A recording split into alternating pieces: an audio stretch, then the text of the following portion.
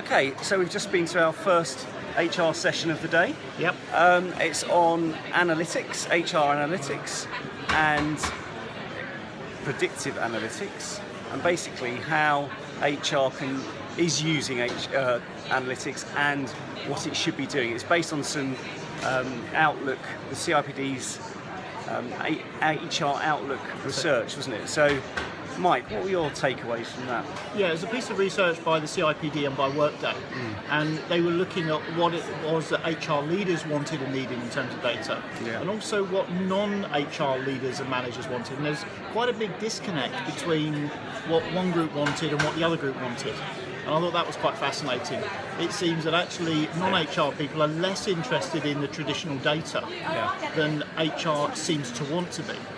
Now, whether that's because we haven't sold yet the business on what this stuff can do, because maybe there was a hint, wasn't there, that if you don't do the basics, then people aren't interested in the more advanced predictive stuff that can add real value.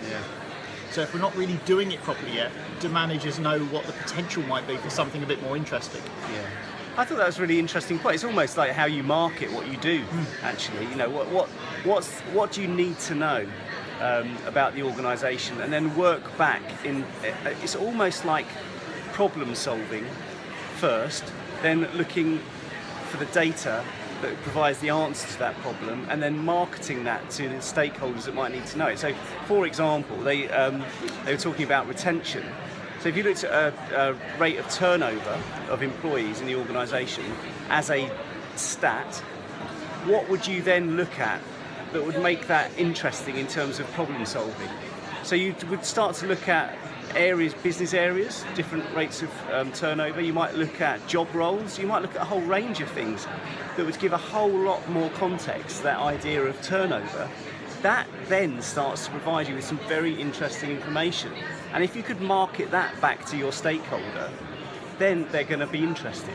Did you know this part of the business has a turnover rate of X versus this part of the business of Y? Then someone might be quite interested in finding out why that is. I think it's still quite interesting, though, that we're still only looking at data in silos. So it's HR collecting HR-based data. And not putting it in the context of, well, what's happening in the marketplace? You know, are external jobs in the same sector going up or going down? Does that impact the data? We're looking quite insular. We're not really looking at the wider picture. And why should the HR data not be linked into, say, marketing data to internal finance data? And there were talks about one of the future roles in HR may well be an analytics role. And I wonder if that's too niche. I wonder if HR should be learning to use and manage data, but whether actually there's a much better aggregate of that information if it's pooled with other things, so you can get much better cause, effect, implications, and that maybe is where the big data is going to be. But interesting stuff. Great, thanks Mike. Thanks, Martin.